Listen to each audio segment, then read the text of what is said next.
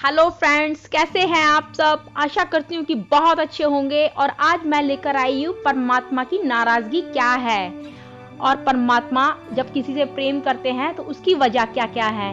लेकिन दोस्तों, यदि आप नए हैं तो प्लीज इस चैनल को सब्सक्राइब करना ना भूलें और इस वीडियो को अंत तक जरूर देखें। परमात्मा जब किसी से नाराज होते हैं तो वह उसका भोजन बंद नहीं करते और ना ही जीव को कोई दुख देते हैं और ना ही सूर्य चंद्रमा को आज्ञा देते हैं कि इसके आंगन में प्रकाश मत करना। बल्कि परमात्मा जब किसी से नाराज होते हैं तो वह वक्त ही छीन लेते हैं जिस वक्त वह पूजा पाठ करता है। परमात्मा की बंदगी ना कर सकना परमात्मा के रूठने की पहली निशानी है। मन में नेगेटिव थॉट का होना और दूसरों के लिए गलत विचार रखना ये परमात्मा से दूर जाने के कारण ही है, जो परमात्मा के नजदीक नहीं जाने देते।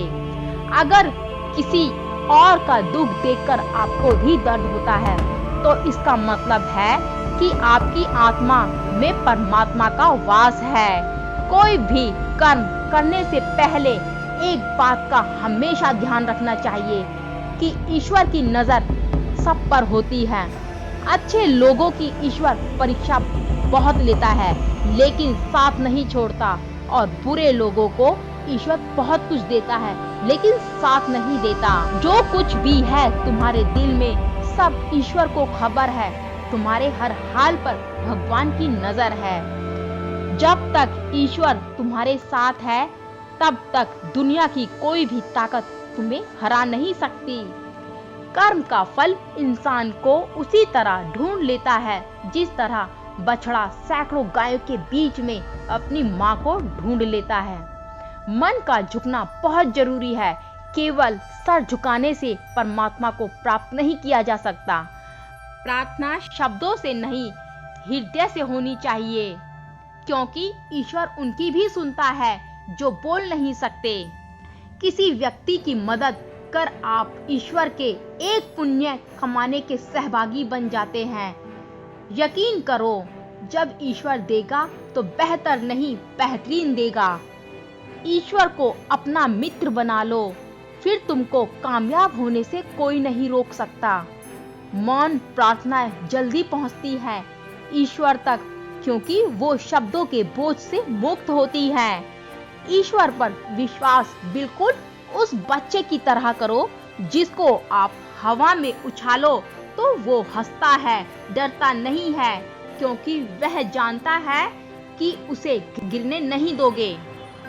ईश्वर कहते हैं कि संतुष्ट मन इस दुनिया का सबसे बड़ा धन है। श्री कृष्णा कहते हैं कि जिसको आपकी कद्र नहीं उसके साथ खड़े रहने से अच्छा है आप अकेले खड़े रहो।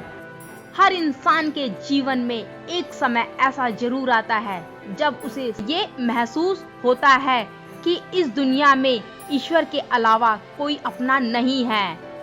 इंसान कर्म करने में मनमानी तो कर सकता है लेकिन फल भोगने में नहीं।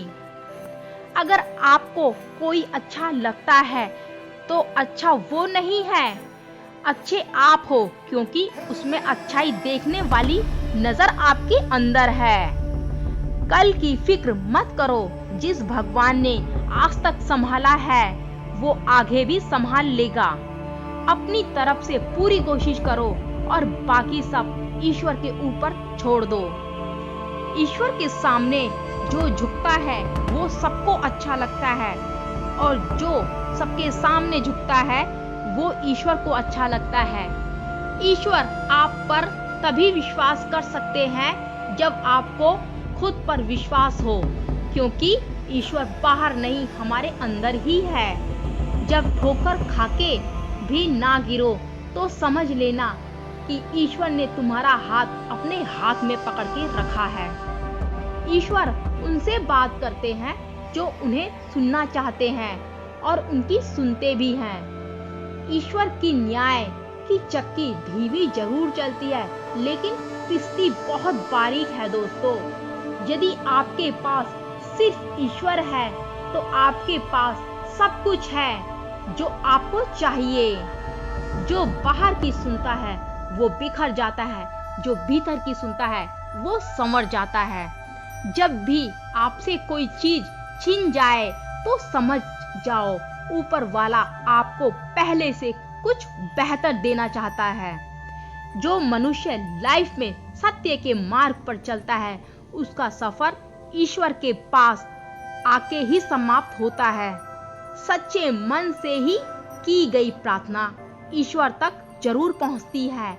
ईश्वर द्वारा ली गई हर परीक्षा सिर्फ इंसान की प्रगति के लिए होती है और ईश्वर इस परीक्षा को खुद लेता है।